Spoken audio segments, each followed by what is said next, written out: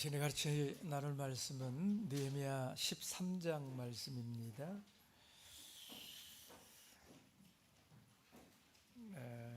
느헤미야 13장 마지막 장이어서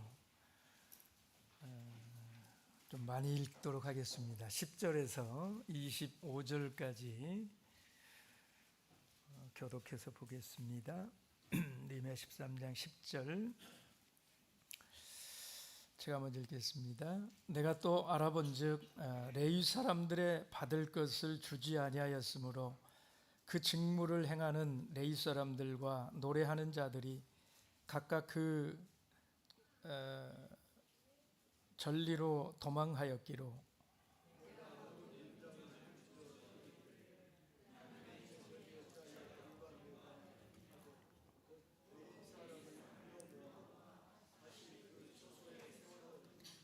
이에 온 유다가 곡식과 새 포도주와 기름의 11조를 가져다가 곡간에 드리므로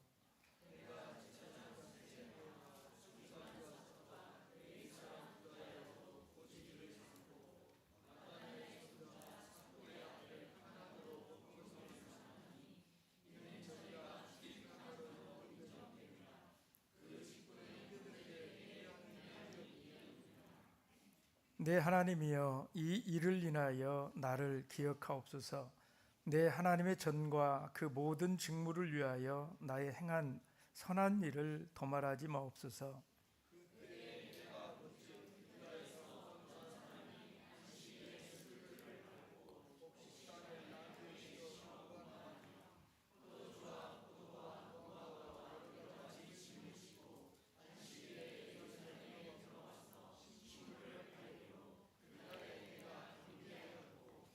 또 두로 사람이 예루살렘에 거하며 물고기와 각양 물건을 가져다가 안식일에 유다 자손에게 예루살렘에서도 팔기로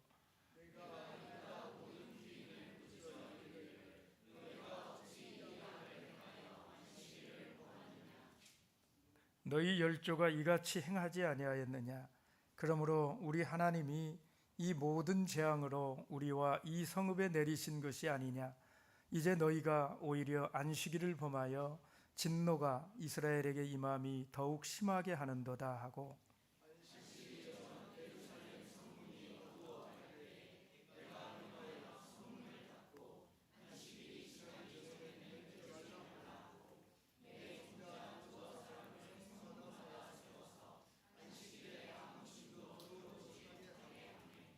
장사들과 각양 물건 파는 자들이 한두 번 예루살렘 성 밖에서 자므로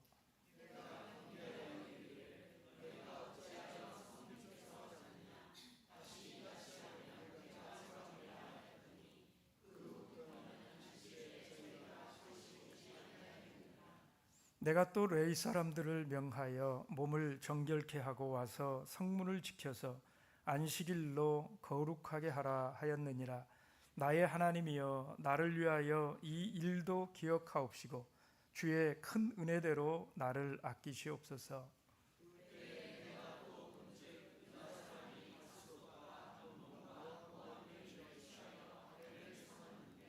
그 자녀가 아스돗 방언을 절반쯤은 하여도 유다 방언은 못하니 그 하는 말이 각 족속의 방언이므로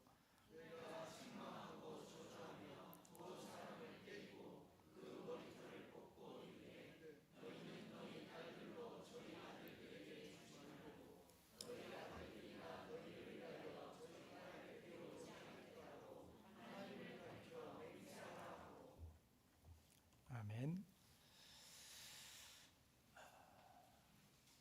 여러분, 행복은 얻기가 어려울까요? 지키기가 더 어려울까요? 행복을 얻는 게 더 중요합니까? 그 행복을 잃지 않도록 지켜나가는 게 더 중요합니까?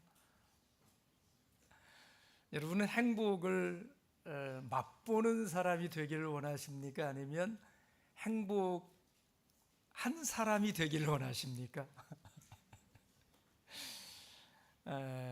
여러분, 바벨론 포로에서 시온 땅으로 돌아온 이 이스라엘 백성이요, 성전을 재건하고 성벽을 재건하고 그리고 이 느헤미야와 같은 지도자들의 도움을 통해서 하나님과의 바른 관계가 정립이 되었습니다. 그래서 그 하나님과의 바른 관계 안에서 저들이 기쁨의 삶, 축복된 이런 삶을 회복할 수가 있게 되었던 것이지요. 이제 이스라엘은 다시 한번 축복된 백성이 되었어요. 하나님의 돌보심을 받는 하나님의 백성이 된 것이지요. 여러분, 이게 얼마나 놀라운 일입니까? 무너진 성벽이 회복된 것처럼 저들이 하나님의 복된 백성들이 되었다. 이게 얼마나 놀라운 일이고 얼마나 큰 일입니까? 그러나 사람들이 경험하는 대부분의 행복이 그런 것처럼 여러분, 행복이라고 하는 것이 그 행복을 얻는 것보다 지키는 것이 훨씬 더 어려운 일이었어요.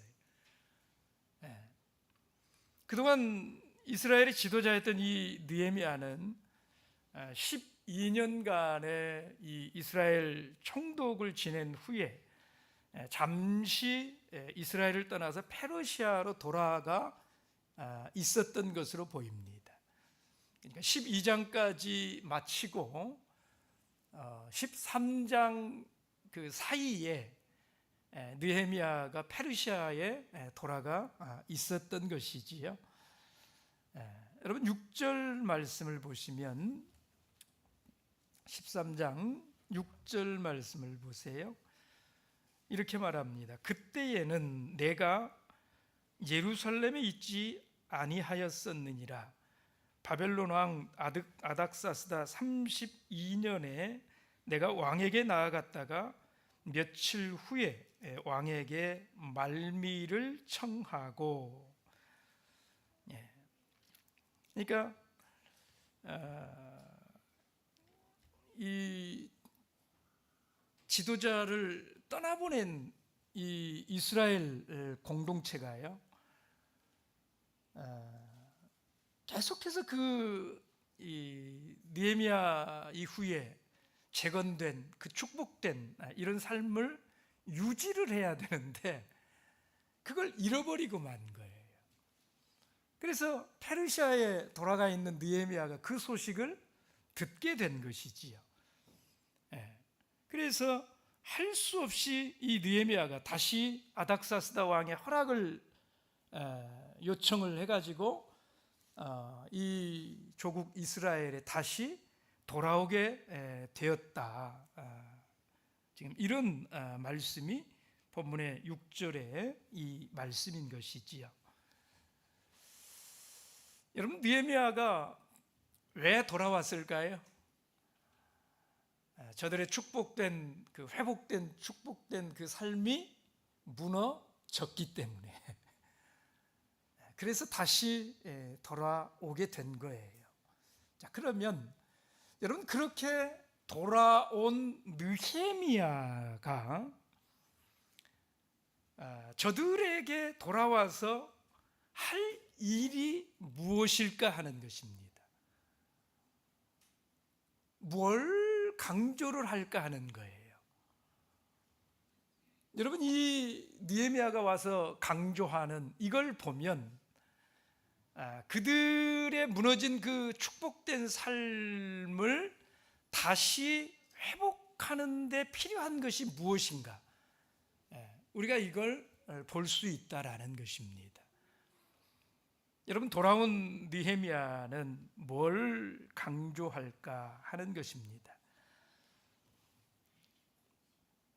그리고 이렇게 느헤미야가 강조하는 이러한 삶의 원칙들은 오늘 우리들에게 우리가 하나님의 축복된 백성으로 살아가는 데 있어서 반드시 필요한 것, 다시 회복되기를 원하는 이런 사람들에게 무엇이 필요한가라고 하는 것을 분명하게 제시해 준다 하는 것입니다.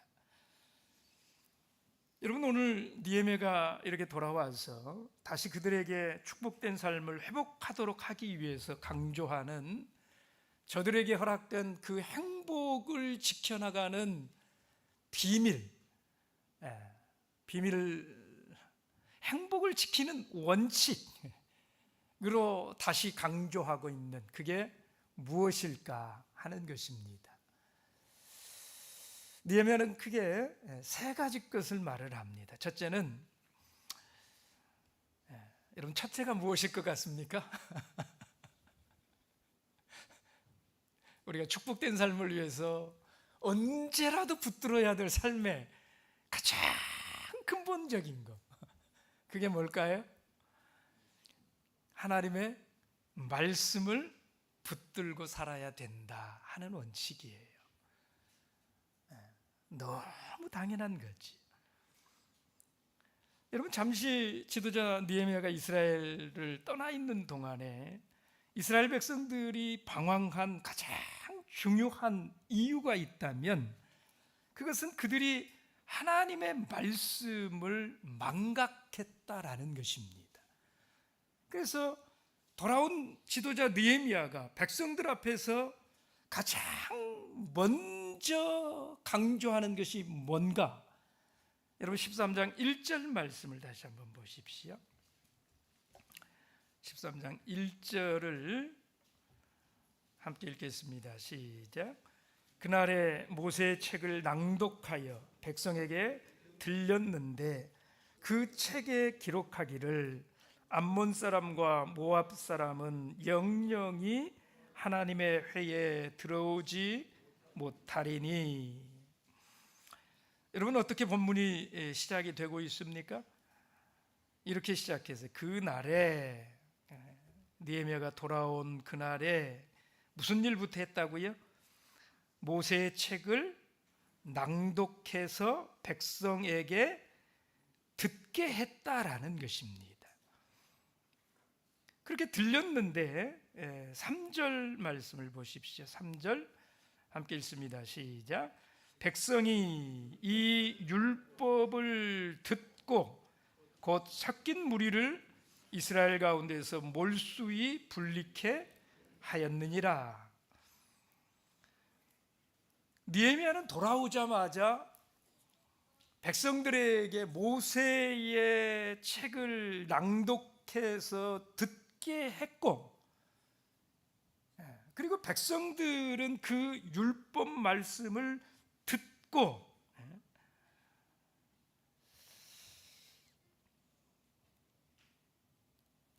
여러분, 지금 느헤미야가 하려고 하는 것이 무엇입니까? 왜 돌아오자마자 백성들에게 모세의 책을 다시 낭독해서 듣게 하느냐라는 것입니다. 지금 이 느헤미야가 확신을 가지고 있는 것이 뭐냐면, 하나님 백성이 이렇게 축복된 삶의 자리를 떠났다, 이건 저들이 하나님의 말씀을 잊었기 때문이다. 느헤미야는 이 문제에 대해서는 확신을 가지고 있다라는 거예요. 그래서 돌아오자마자 가장 먼저 하는 일이 이 일이다라는 것입니다. 이 백성들이 말씀을 다시 붙들 때에만 그들의 회복이, 행복의 회복이 가능하다. 느헤미야에게는 이 생각이 분명했다라는 거예요. 여러분, 성벽을 재건하고 에스라에게, 백성들에게 성경을 가르쳐 달라고 요청한 것도 누구였습니까? 그때도 느헤미야가 그런 요청을 한 거 아닙니까? 그때도 백성들이 제대로 살려면 말씀을 들어야 된다라고 하는 생각 때문에 그렇게 한 것이었잖아요. 그러니까 느헤미야에게 있어서 하나님의 말씀이라고 하는 것은 하나님 백성들이 하나님 앞에서 축복된 삶을 유지하는 데 가장 근간이 되는 것이다.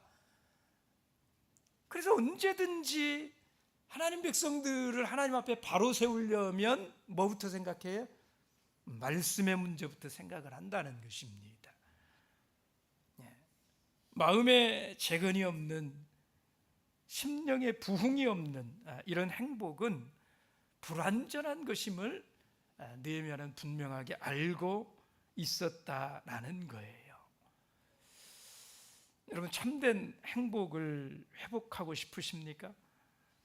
여러분들이 진정한 축복을 누리기를 원하십니까? 그러면 뭘 붙들어야 돼요? 하나님의 말씀을 붙드셔야 돼요. 언제든지 내가 다시 축복된 사람이 되기를 원한다, 그럴 때에는 뭐부터 점검해야 되느냐? 내가 말씀을 중시 여기고 살고 있는가? 예배의 자리를 생명처럼 지키는, 이것에 대해서 나는 얼마나 중요하게 여기고 있는가? 하나님의 말씀을 듣고 하나님의 말씀을 배우는 자리를 나는 얼마나 소중하게 생각하고 있는가? 이걸 다시 돌이켜 봐야 된다라는 거예요. 하나님의 말씀을 붙들어야 돼요. 돈을 붙들어야 축복된 삶이 회복되는 것이 아니래요. 명예를 붙들고 별의별 걸 다 붙들어 봐야 축복된 삶이 회복되는 것이 아니래요. 여러분, 하나님의 말씀만이 영원한 것입니다. 그것만이 영원토록 변함없는 그 행복을 누리고 지키는 유일한 비결이다 하는 걸 느헤미야는 분명하게 알고 있었어요. 그래서 먼저 돌아와서 가장 먼저 그 일을 다시 했다 하는 것이지요. 두 번째는 구별된 인생을 살아야 된다라는 것입니다. 여러분, 오늘 본문에서 느헤미야가요, 이스라엘에게 말씀을 읽고 첫 번째로 요구한 것이 무엇이었습니까? 말씀을 읽고 난 후에 그들에게 뭘 요구했어요? 3절 말씀을 보시면 섞인 무리를 이스라엘 가운데에서 몰수히 분리케 했다. 누가? 느헤미야가 백성들에게 그런 요구를 했다라는 것입니다. 암몬과 모압 사람들과의 분리할 것을 요구했다는 거예요. 여러분, 인종차별의 문제가 아니라고 그랬습니다. 그들의 세속적인 영향 때문에 이런 분리를 요구하는 것이지요. 그들의 영향을 차단하기 위해서 분리, 구별을 요구하고 있다 하는 것입니다. 구별해야 뭐하기 때문에? 행복할 수 있기 때문에. 여러분, 마음판에 새겨두시기 바랍니다. 구별해야 행복해진다. 구별해야 행복할 수 있다. 누구는? 하나님 백성들은. 하나님 백성들이 세상과 구별되지 않고 행복을 지켜나갈 방법이 없다 이 말이에요. 3절 말씀을 다시 읽어보십시다. 3절, 백성이 이 율법을 듣고 곧 섞인 무리를 이스라엘 가운데에서 몰수히 분리케 하였느니라. 하나님 말씀을 듣고 그들이 이스라엘 가운데에서 섞인 무리들, 피가 섞인 그 무리들을 몰수히 분리케 하였다. 이어서 4절 말씀을 보십시오. 이전에 우리 하나님의 전 골방을 맡은 제사장 엘리야십이 도비아와 연락이 있었으므로, 여러분 4절 이하에서는 우리가 읽은 25절을 넘어서 27절까지 말씀에 보면 이스라엘 백성의 구별된 삶을 위해서 세 가지 경건의 실천 생활을 요구를 하는 것이 나와 있어요. 이 세 가지 것이 무엇인지 한번 잘 찾아보시기 바랍니다. 4절에서부터 27절까지의 이스라엘 백성들의 구별된 삶을 위해서 특별히 돌아온 느헤미야가 이스라엘 백성들에게 다시 요구하는 세 가지 경건의 실천 생활을 위한 요구가 있거든요. 그 세 가지 요구가 무엇인지 한번 찾아보십시오. 세 가지가 뭡니까? 첫째는 11조의 문제입니다. 두 번째는 안식일의 문제입니다. 세 번째는요? 결혼의 문제, 이방 결혼의 문제, 주 안에서의 결혼의 문제. 여러분, 11조는 돈과 관련된 것이고요. 안식일은 무엇과 관련된 것입니까? 시간과 관련된 것이고요. 결혼은 무엇과 관련된 거예요? 네? 인생과 관련된 거예요. 그죠? 여러분, 하나님께서는 자기 백성들이 무엇보다도 돈 관리, 시간 관리, 인생 관리에서 하나님을 모르는 사람들과 구별된 삶을 살기를 기대한 것이에요. 그것은 우리가 이 돈 관리, 시간 관리, 인생 관리에 승리하면 다른 모든 삶의 영역에서 승리할 것을 아셨기 때문일 것입니다. 여러분, 먼저 돈 관리를 생각해 보십시다. 여러분, 이 11조의 실천은 무엇보다도 우리의 소유가 우리 것이 아니라 철저하게 하나님의 것임을 인정하는 것이 11조의 실천 아닙니까? 여러분, 성경이 11조 정신을 가르칠 때에요, 가장 큰 의미로 강조하는 것이 다른 것 아니에요. 그게 누구의 것이다? 하나님의 것이다. 이 정신 아닙니까? 그죠? 물론 10분의 1만이 하나님의 것이고 나머지는 내 것이라는 말이 아닙니다. 모든 것이 하나님의 것인데 그 중에 10분의 1을 온전히 구체적으로 구별해서 우리 하나님께 드림으로 그 나머지 10분의 9마저도 하나님의 것임을 내가 인정하고 하나님의 뜻대로 사용하면서 살아야 된다. 이런 의미가 11조 가운데 들어있다라는 것입니다.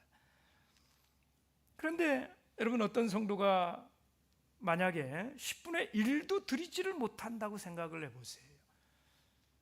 어떤 성도가 10분의 1도 드릴 줄을 모르는데 여러분, 그 사람이 나머지 10분의 9는 하나님의 뜻을 생각하면서 살아갈 수 있을 거라고 기대할 수 있을까요? 10분의 1도 구별하면서 살지를 못하는 사람인데 나머지 10분의 9는 오죽하겠느냐 이 말이에요. 그래서 이 느헤미야는 자기 백성들의 행복을 위해서 생애를 바친 지도자로서 무엇보다도 이 11조의 회복을 간절히 바란다라는 것입니다.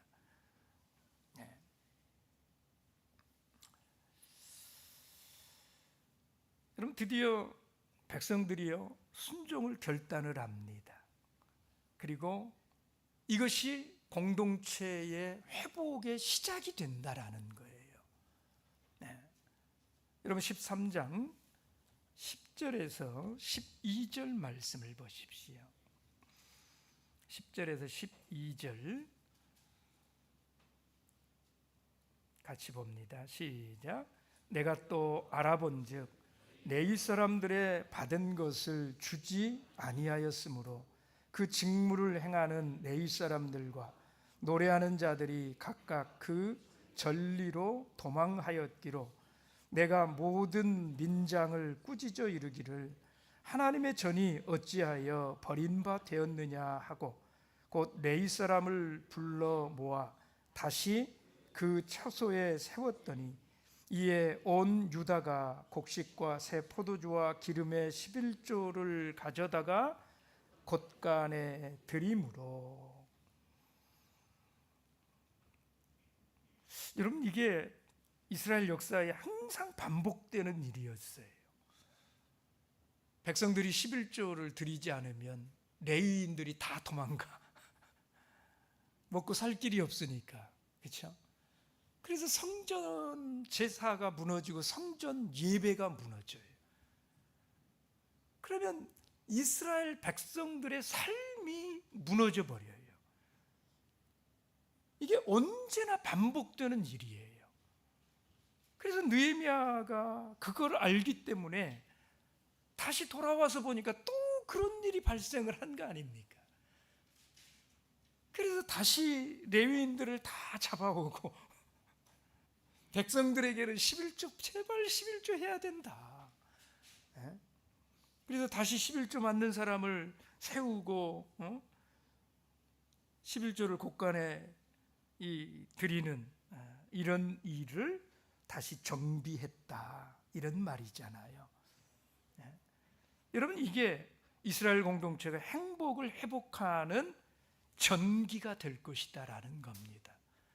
이게 기본이 될 것이다라는 거예요. 이것 없이 안 된다라는 거예요. 안식일의 준수도 마찬가지 아닙니까? 여러분, 우리의 모든 시간, 일주일 가운데 7일이 다 누구의 날입니까?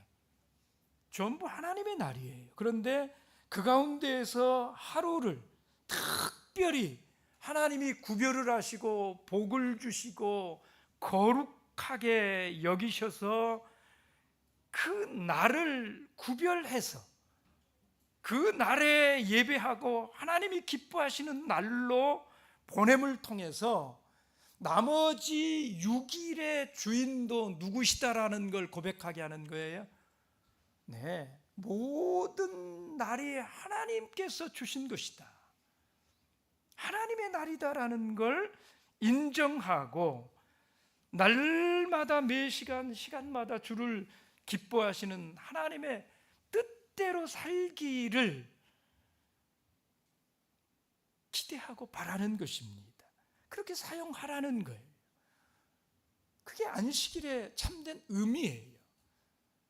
그런데 생각해 보십시오.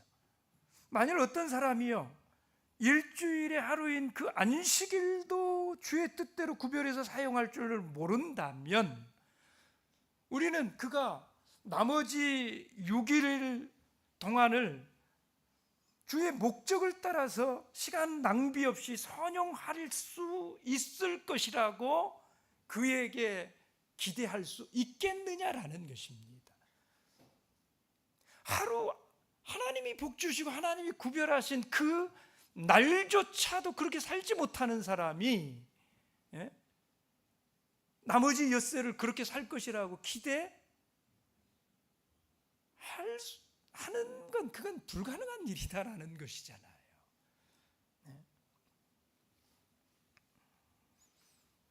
여러분, 그래서 느헤미야가 강조하는 거예요. 13장 17절 말씀을 다시 한번 보십시다. 13장 17절 함께 읽겠습니다. 시작. 내가 유다 모든 귀인을 꾸짖어 이르기를 너희가 어찌 이 악을 행하여 안식일을 범하느냐.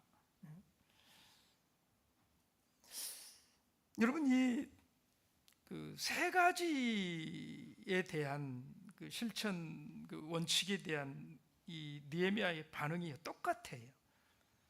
11조에 대해서도 7절 말씀을 보시면 예루살렘에 이르러서야 엘리야십이 도비야를 위하여 하나님의 전 뜰에 방을 갖춘 악한 일을 이렇게 표현을 해요. 악한 일이라고. 근데 이 안식일 문제에 대해서도 17절에 어찌 이 악을 행하여 이렇게 표현하잖아요. 여러분, 결혼 문제에 대해서도 26절, 27절 말씀을 보면 똑같은 표현을 써요. 악한 일, 악을 행하여, 범죄하여.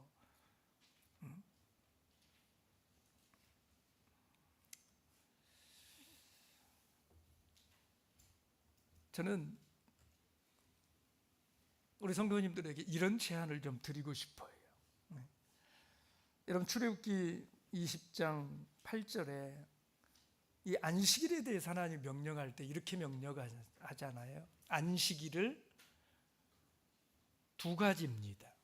안식일을 기억하여, 그 다음에 거룩히 지키라. 여러분, 우리 이 두 가지 것 실천을 한번 해보자라는 것입니다. 안식일을 기억하는 문제, 그리고 거룩히 실천하는 문제. 여러분, 안식일을 기억하라라고 하는 것은, 안식일을 기억해서 지키라라고 하는 것은, 이 안식일을 우리 성도들은 항상 마음의 중심에다가 담아두고 그렇게 살아야 된다라는 것이잖아요. 그냥 오늘 안식일이 되어서 그저 바쁘게 살다가 안식일이었어? 이러지 말라는 것이잖아요. 그죠? 출애굽기 16장 말씀에 보면 안식일을 하나님이 40년 동안 이스라엘에게 교육시키실 때에 매주 엿새째 되는 날마다 뭐라고 하십니까? 내일은 안식일이니 오늘 안식일을 뭐 하라고요?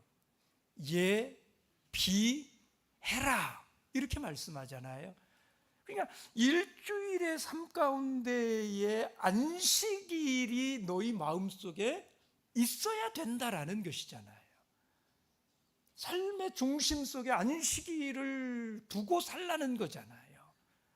그래서 안식일이 다가오면 그 마음을 새롭게 하라는 거예요. 내일은 안식일이다. 마음의 준비를 하고, 그러려면 일주일 동안 안식일을 잊어버리면 안 돼요. 엿새 동안 힘써 살 것이지만 그 삶의 그 바쁜 와중에도 항상 중심에는 안식일이 있어야 된다라는 거예요. 그래야 엿새째가 되는 날 내일은 안식일이다, 이 마음을 품을 수 있을 것 아니겠어요? 그렇죠? 안식일을 기억해야 돼요. 기억한다라는 것은 그렇게 내 마음에 두고 산다라는 거예요. 안식일이 그 삶의 중심에 들어와 있어야 된다라는 거예요. 그리고 거룩히 지키라고 말씀을 했어요. 거룩히 지키라. 거룩히 지킨다라는 게 뭘까요? 여러분, 안식일을 지키는 것으로는 안 돼요. 안식일을 지키는데 어떻게 지켜야 돼요? 거룩히 지켜야 된다라는 거잖아요. 그러니까 안식일을 지켜도 거룩하지 못하게 지킬 수 있기 때문에 특별히 하나님이 말씀하시는 거잖아요. 거룩히 지켜라. 그럼 거룩히 지킨다라는 것은 어떻게 지키는 게 거룩히 지키는 걸까요? 여러분, 거룩이라고 하는 것의 근본 개념은 뭐냐면 구별되는 거예요. 구별되는 거. 그러니까 항상 같은 것이면 그걸 거룩이라는 범주에 둘 수가 없어요. 그죠? 그러니까 이 안식일이라고 하는 것은 그 안식일을 사용하는 것에 대해서 다름이 있어야 된다라는 거예요. 평소처럼 그렇게 살면 안식일을 거룩하게 사는 게 아니라는 거예요. 평소에 시간을 내가 엿새 동안은 어떻게 쓸 수 있어요? 내 모든 일을 위해서 힘써 사용할 수 있어요. 그죠?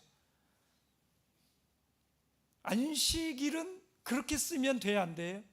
안 돼요. 다른 마음을 가지고 안식일을 써야 돼요. 안식일에 우리가 와서 하는 일들이 있어요. 안식일에 할 수 있는 일들이 있지요. 안식일에 헌금을 드리고, 안식일에 찬양을 드리고, 안식일에 예배를 드리고, 와서 성도 간에 교제를 나누고, 사람을 만나고 하는 이런 것들에 있어서 평소에 쓰는 마음하고 똑같이 그렇게 마음 쓰면 안 된다라는 거예요. 다른 마음을 쓸 수 있어야 돼요. 그럼 어떤 다른 마음을 써야 될까요? 성경은 이렇게 말을 했어요. 신명기 6장 5절을 보겠습니다. 신명기 6장 5절.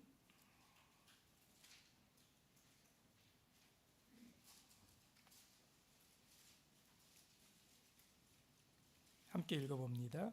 시작. 너는 마음을 다하고 성품을 다하고 힘을 다하여 내 하나님 여호와를 사랑하라. 세 가지 것을 다하래요. 뭐예요? 마음, 또 성품. 이 성품이라고 하는 것은 신약의 마태복음에 보면 목숨이라고 번역했어요. 목숨을 다하고 이렇게. 그 다음에 힘을 다하고 마음을 다하고 내 생명을 다하고 힘을 다해서 그렇게 하나님을 사랑하라. 이것을 신명기 10장에 보면 이렇게 표현을 했습니다. 10장 12절 말씀 보십시오. 신명기 10장 12절. 이게 같이 읽겠습니다. 시작. 이스라엘아, 내 하나님 여호와께서 내게 요구하시는 것. 내 하나님 여호와께서 내게 요구하시는 것이 무엇이냐? 곧 내 하나님 여호와를 경외하여 그 모든 도를 행하고 그를 사랑하며 마음을 다하고 성품을 다하여 내 하나님 여호와를 섬기고. 그러니까 우리가 안식일에 하나님께 와서 하나님을 예배하고 하나님을 섬기는 이 일에 대해서 하나님께서 우리에게 요구하시는 게 있다는 거예요.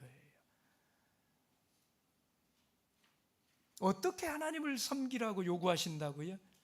마음을 다하고 목숨을 다하고 힘을 다하여 내 하나님 여호와를 섬기라라는 겁니다. 여러분, 안식일에 와서 안식일에 우리가 하나님을 예배하고 안식일을 거룩히 지킨다라고 하는 것은 그냥 거룩히 지킬 수 있는 게 아니에요. 마음을 다하고 목숨을 다하고 힘을 다해서 찬양을 하더라도 세상 노래 부르는 것,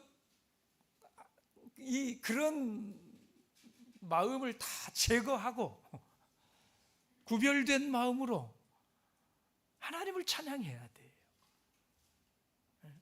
교제를 나누는 것도요. 우리 성도들하고 악수를 할 때에도요, 그냥 하시면 안 돼요. 힘을 다하여 뼈가 으스러지도록 하라는 게 아니라 정말 마음을 다해서.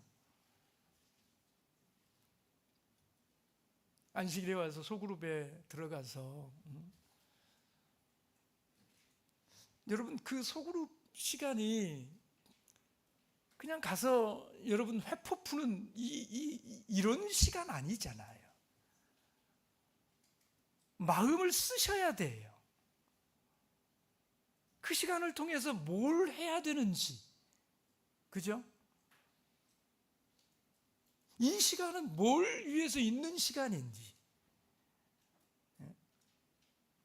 마음을 살피고 하나님의 말씀을 함께 나누고 그 말씀대로 순종하는 이런 걸 위해서 서로가 서로에게 도움을 주고 그럴 목적으로 소그룹이 있는 거잖아요.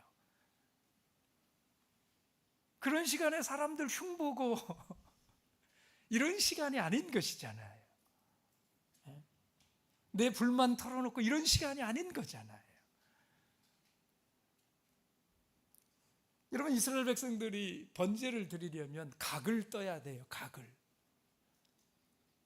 오늘 우리가 몸으로 하나님 앞에 예배하는 거잖아요. 그 마음을 다한다라고 하는 것은 그 하나님의 내 이 깊은 곳까지 찔러 쪼개기까지 하는 그 깊은 하나님의 말씀을 가지고 내 잘못된 삶의 그런 것들을 다 뭐 해야 돼요? 다 제거해야 돼요. 가슴을 찌르는 것 같은 아픔이 있어도 그게 하나님의 말씀이라면, 가슴을 찢는 것 같은 그런 고통이 있어도 말씀 앞에 내가 이렇게 구별되고 마음을 찢고 내 잘못된 것들을 회개하고 그런 시간이 돼야 돼요. 그게 마음을 다하고 목숨을 다하고 힘을 다하는 거예요.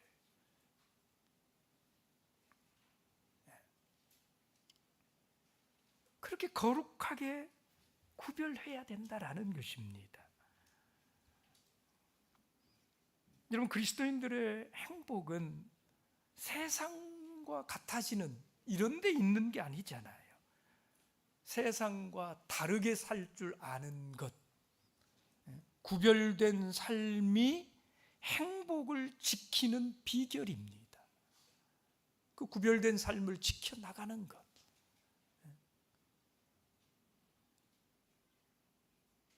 지난 토요일 저녁에 목포에 우리 장례식장에 다녀왔잖아요.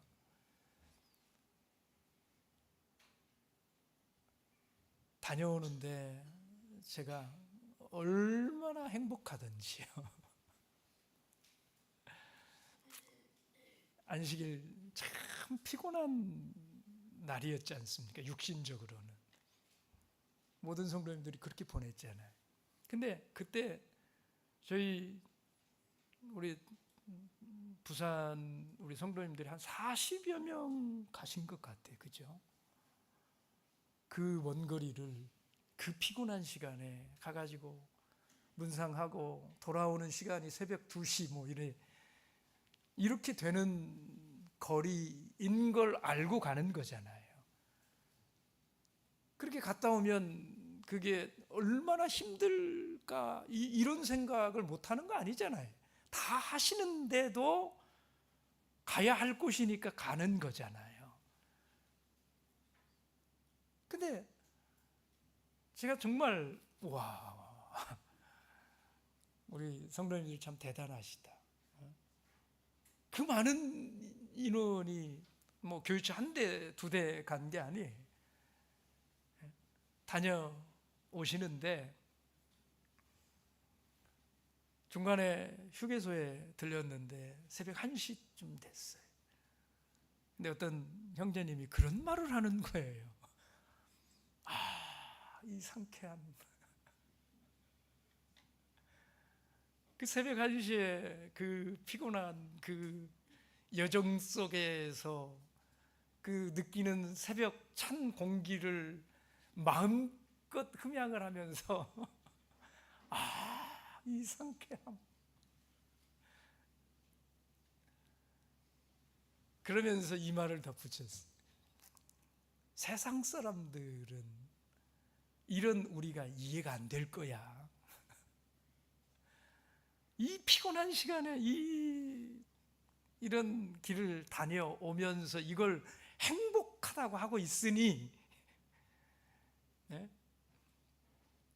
세상 사람들이 이런 맛을 알까? 술도 안 마시고 그러면서도 이렇게 행복하게 살 수 있는 이 삶의 맛을 알까? 자, 그 전까지는 그냥 우리 부산 성도님들 대단하다 이 생각만 하고 다녀왔거든요. 근데 그 순간에 그 말을 듣는데요, 피로가 싹 가시는 거 있죠. 예? 너무너무 감사한 거예요. 너무너무 행복한 거예요. 제가 이런 분들과 함께 신앙생활 할 수 있다라는 게, 마땅히 행해야 될 일을 하는, 하나님 안에서 성도 되었기 때문에 가서 그 아픈 마음을 돌아봐 주고 오면서 그것에 그렇게 행복해 할 줄 아는,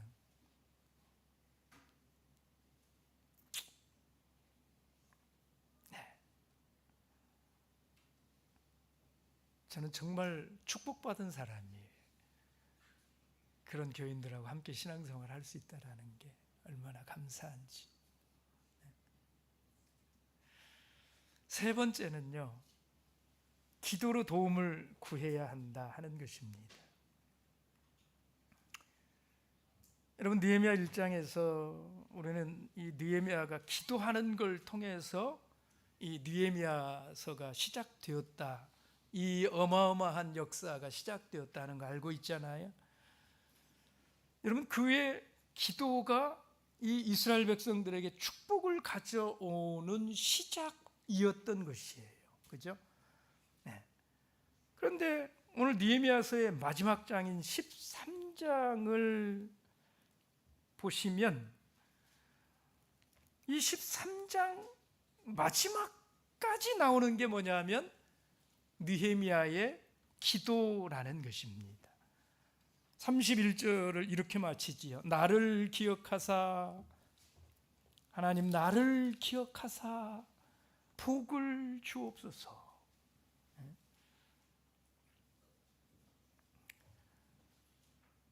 여러분, 이런 그의 기도는 그냥 말미를 장식하기 위해서 하는 이런 기도가 아니에요. 진심으로 그 마음에 가득 찬 것이 무엇인가를 보여주는, 느헤미야가 기도의 사람이라고 하는, 이걸 보여주는 그런 기도가 아니겠습니까? 여러분, 이 마지막 기도는 그가 이스라엘의 지도자로서 백성들을 위해서 최선의 섬김의 행동을 하고 다 마치고 돌아와가지고 다시 그걸 회복시켜 놓고, 그리고 꼭 그렇게 이루어지기를, 그게 계속해서 이어지고 지켜지기를 그 마음으로부터 간절히 원하는 그 마음의 기도가 그렇게 나오는 것 아닙니까? 그래서 여러분 보십시오. 이 13장 가운데 그 기도가요, 계속 반복되고 있는 것을 볼 수가 있습니다. 3번을 같은 기도를 반복을 해요. 14절, 22절, 그리고 31절입니다. 우리 다 읽어보십시다. 14절 읽겠습니다. 시작. 내 하나님이여, 이 일을 인하여 나를 기억하옵소서. 내 하나님의 전과 그 모든 직무를 위하여 나의 행한 선한 일을 도말하지 마옵소서. 22절. 내가 또 레위 사람들을 명하여 몸을 정결케 하고 와서 성문을 지켜서 나의 하나님이여 나를 위하여 이 일도 기억하옵시고 주의 큰 은혜대로 나를 아끼시옵소서. 31절 시작. 또 정한 기한에 드리게 하였사오니 내 하나님이여 나를 기억하사 복을 주옵소서. 여러분, 이 세 기도를 보시면서 어떤 생각하십니까? 느헤미야가 지금 자화자찬하는 게 아닙니다.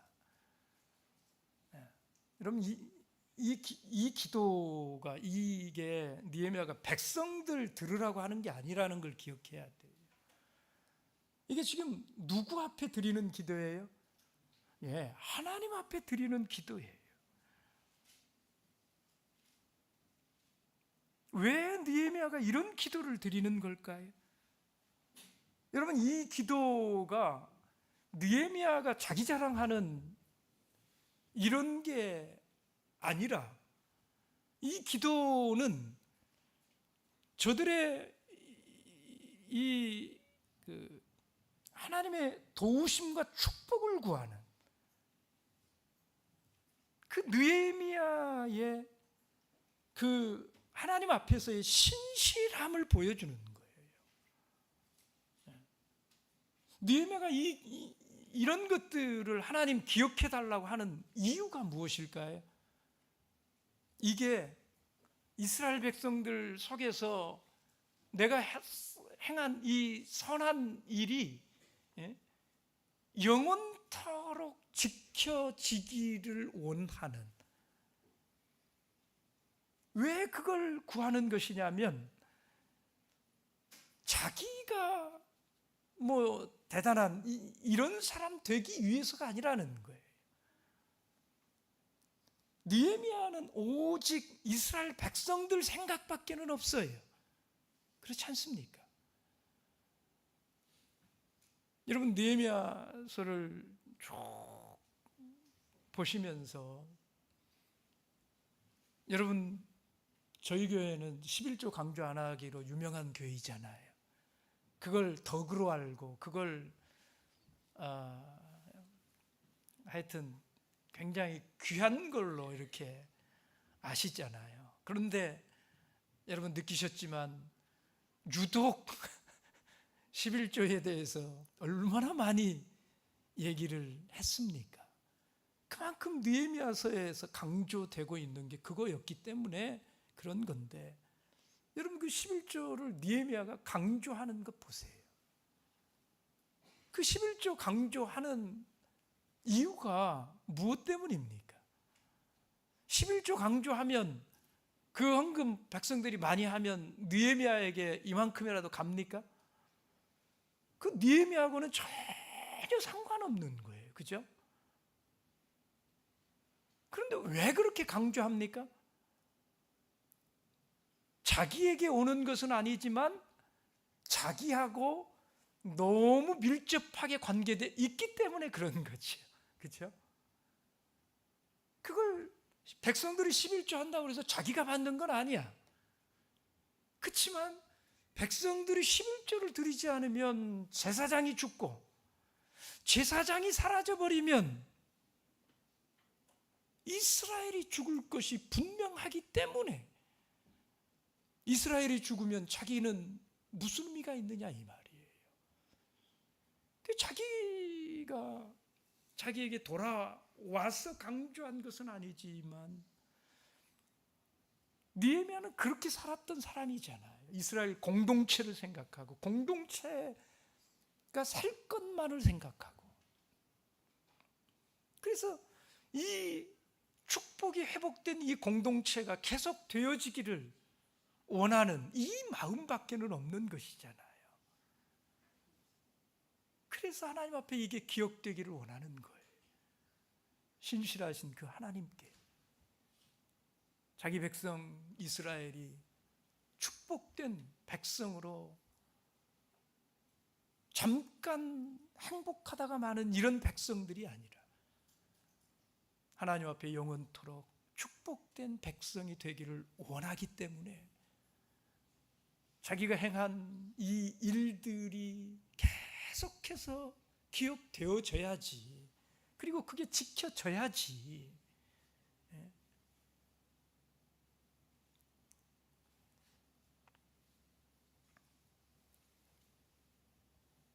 여러분, 성경은 쉬지 말고 기도하라고 가르쳐 주고 있잖아요. 왜냐하면 인생이 쉴 수 없는 날마다 새로운 도전이 계속되어지기 때문에 그런 겁니다. 우리는 어제의 기도를 통해서 오늘을 견디어낼 수 있는 그런 존재가 아니에요.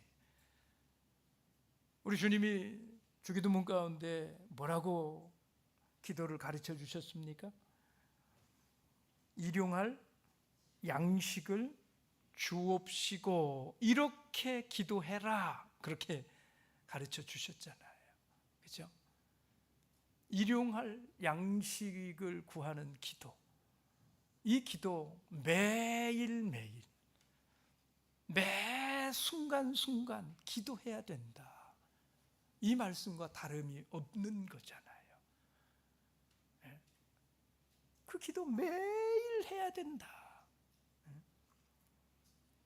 여러분, 오늘의 행복을 지키기 위해서는 오늘도 이 기도의 도움을 구하면서 사는 것을 배워야 된다라는 것입니다.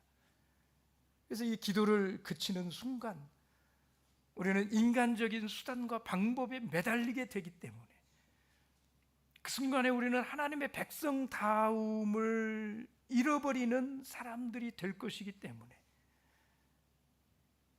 그 순간에 우리는 세상 사람들과 다름이 없는 속물 인생으로 전락하고 말 것이기 때문에 기도를 잃어버리지 말라는 거예요.